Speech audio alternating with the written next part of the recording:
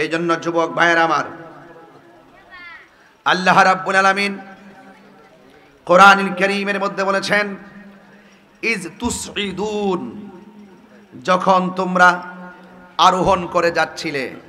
খুব খেয়াল দিবেন, আয়াত নম্বর 153, সূরার নাম সূরা আল ইমরান। এই আয়াতটুকুন আমি পড়ে পড়ে অর্থগুলো অবতারণা করব, এরপরে আমি আপনাকে মূল ঘটনার দিকে নিয়ে যাব।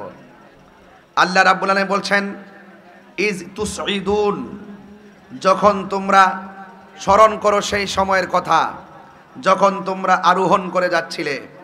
ওয়ালা তালফুনা আলা আহাদিন, যখন তোমরা কারো দিকে ফিরে দেখছিলে না। ওয়ার রাসূলু ইয়াদউকুম, আল্লাহর হাবিব তোমাদেরকে ডাকছিলেন। ফি উখরাকুম, তোমাদের পেছন থেকে।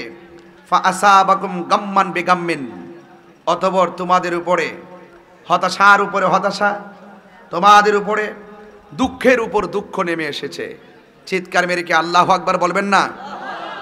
তোমরা আরোহণ করে যাচ্ছিলে, তোমরা আরোহণ করে যাচ্ছিলে, কারো দিকে ফিরেও তাকাচ্ছিলে না। এখন কোথায় আরোহণ করছিলে? কখন করছিলে? কারো দিকে ফিরেও যাচ্ছিলে না। কেন ফিরে তাকাচ্ছিলে না? এই কথাটা আমি বলবো। রাসূল তোমাদেরকে পেছন থেকে ডাকছিল, অনন্তর তোমাদের উপরে দুঃখ আর তোমাদের উপর দুঃখ আর দুঃখ গ্রাস করেছে।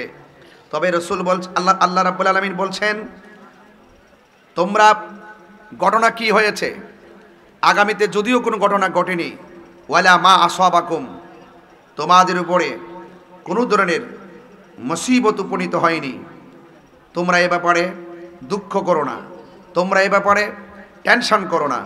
তোমরা কেন এই জায়গাটা পরিবর্তন করেছিলে? এই জায়গা থেকে কেন একজন আরেকজনের ডাক শুনছিলে না? ওয়াল্লাহু খাবীরুম বিমা তা'মালুন, আল্লাহ রাব্বুল আলামিন সব কিছুই জানে। এখন জবানটা খুলে বলুন, আমাদের সব কিছু জানার ক্ষমতা একজনের। জবান খুলে বলেন তিনি কে? এই আওয়াজে মানি না, জোরে বলেন তিনি কে? এই জন্য যুবক ভাইয়ের আমার, এই হলো আয়াতের আয়াত, এই হলো আয়াতের অর্থ। আমি আপনাদেরকে একটা ঘটনার দিকে অবতারণা করব, তাইলে বুঝতে পারবেন ওই উপত্যকা কারা আরোহণ করেছিল, রাসূল কাকে কি বলছিল, এবং তারা কেন এই জায়গাটা ছেড়ে দিয়েছিল। রাসূল কেন দুঃখের উপরে দুঃখ তাদের উপরে কেন অনুভব করেছিলেন, কেন তাদের উপরে দুঃখের উপর দুঃখ আসলো। এক নম্বর দুঃখ আসলো যে এই যুদ্ধে তোমরা পরাজিত হয়েছিলে, এখানে তোমাদের অনেকেই শহীদ হয়েছিল, অনেকে কি হয়েছিল? শহীদ হয়েছিল। এবং আমাদের বিজয়টা তোমাদের এই পিছনের ফেরা না কারণে আমাদের বিজয়টা কি হয়েছিল? হাতছাড়া হয়ে গিয়েছিল।